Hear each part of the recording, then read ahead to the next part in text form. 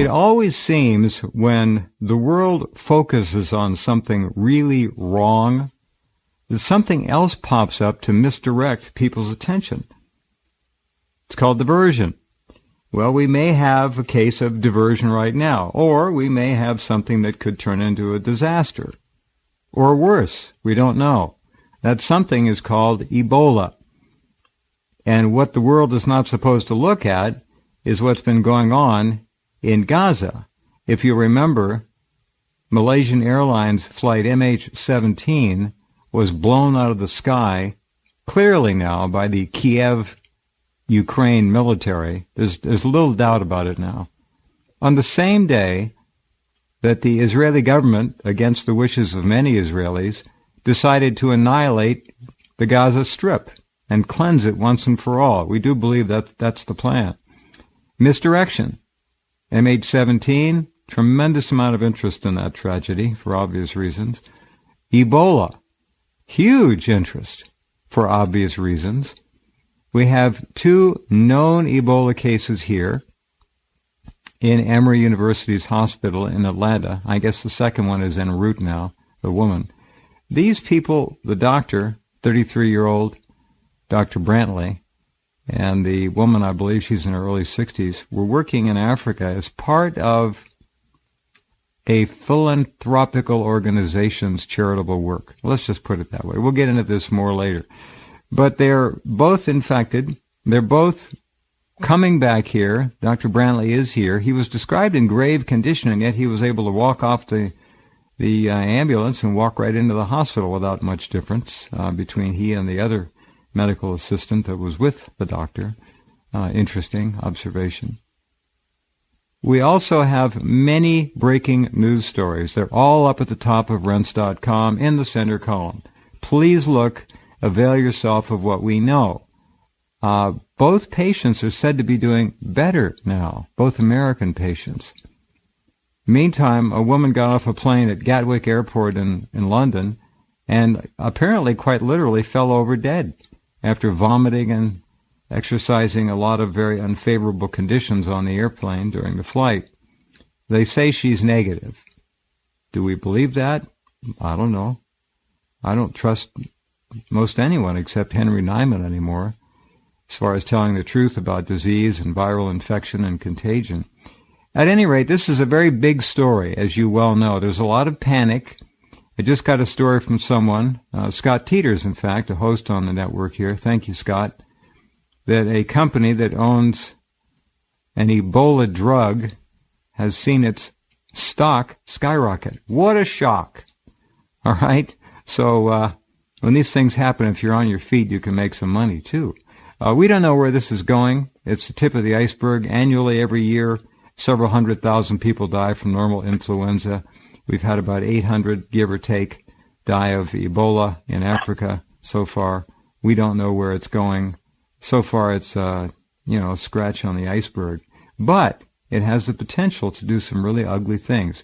All right, Henry, that's enough of an intro for you. You're a master of virology. Henry Niman, if you don't know, is the founder of Recombinomics.com, given credit by most intelligent people in the scientific community in the world as being one of the world's premier, if not the premier, true and honest virologist, and we're very honored to have Henry with us quite often on the program. Okay, my friend, let's tell him what it's all about. Well, today definitely was the biggest news day, and there's quite a bit going on today, and there's actually quite a bit that we already know about the Ebola outbreak and where it began, how it evolved, where it stands today, and why it's causing as much concern as it is. And we actually already know quite a bit about the miracle treatment, actually, which is a cocktail of free mouse monoclonal antibodies directed against the envelope protein of the Ebola virus. Which is it's a variant from the Zaire Ebola, isn't it? There's a little difference in this particular Ebola strain. Yes and no.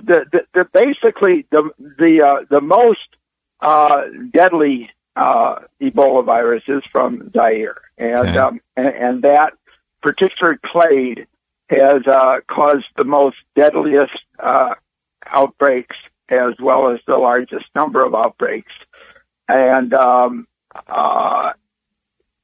that is essentially what is currently in Western Africa. But the virus changes a little bit each time. Mhm.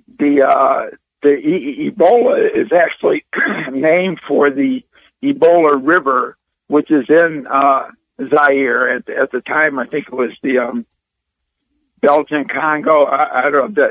It's the Democratic Republic of Well, Congo they change now. names over there Right. pretty It's, often. Yeah. you know, of the two Congos, it's the big one. And in any event, Okay. the virus was named after the river, and the first outbreak was actually in 1976. And prior to this outbreak, that one produced the most number of deaths. And then 19 years later, in 1995, there was another big outbreak, also in Zaire, and that one produced the second highest number of fatalities. And then the current outbreak easily eclipsed both of them combined, and it is again the Zaire clade, but it's slightly different. So you can basically distinguish this one from the other two, but they're still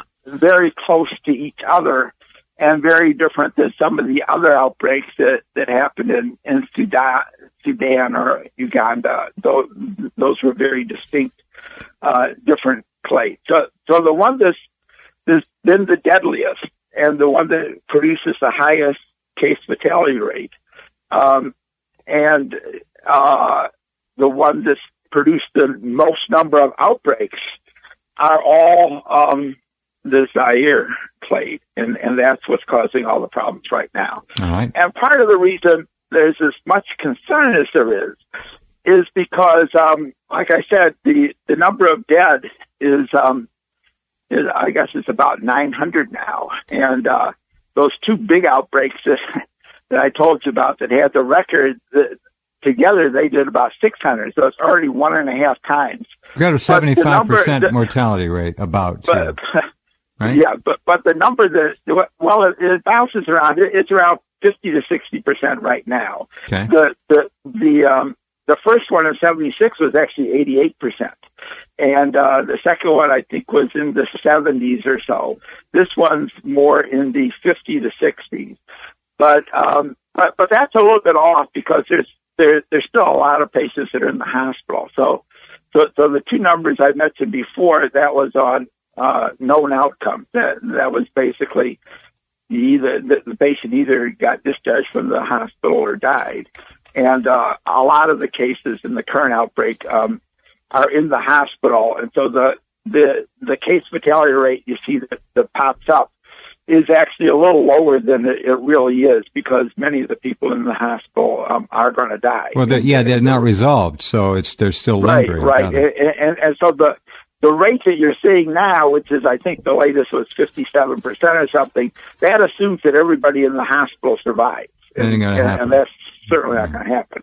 So it's probably closer to 60 to 70%, and similar to the 1995 outbreak. And actually, these monoclonal antibodies were generated against the virus from the 1995 outbreak. But basically, the timing of this is pretty straightforward. There was a paper that came out in the New England Journal of Medicine on April 16th, and that pretty much described the initial cases, which at that time, most of the information they had, or at least most of the samples they collected, were from Guinea. And Guinea was really the start. And most people don't realize this, but the initial case was actually in December of 2013, and it was a 2-year-old child, and who got symptomatic on December 2nd and died on December 6th. And then many family members, his sister, his mother, his grandmother, the nurse, the village midwife, all ended up dying in that village, which was Gukadu, which was really in the southern part of Guinea. And then the numbers started to go up, and it was really a healthcare worker that seemed to really spread it to 3 other locations that were also in Guinea. And all of these locations were just across the border from both Sierra Leone as well as Liberia. So this outbreak was a little bit unusual from the other ones, which only involved one country, in that the epicenter was really kind of at the juncture of 3 different countries. And so it offered the opportunity where you really could get people infected in 3 different countries, and then all 3 countries had their capitals on the western coast, quite a ways away from where these cases were. Right. So for those that wanted to go to the larger hospitals that were in the capital cities, and that presented the opportunity for it to go from a relatively rural, isolated area into large population centers in 3 different countries, kind of almost simultaneously. So the paper went through some detail. It had collected samples from 15 of the cases, and by the time they started collecting the samples, those early cases had died, and they were really focusing on cases in mid-March.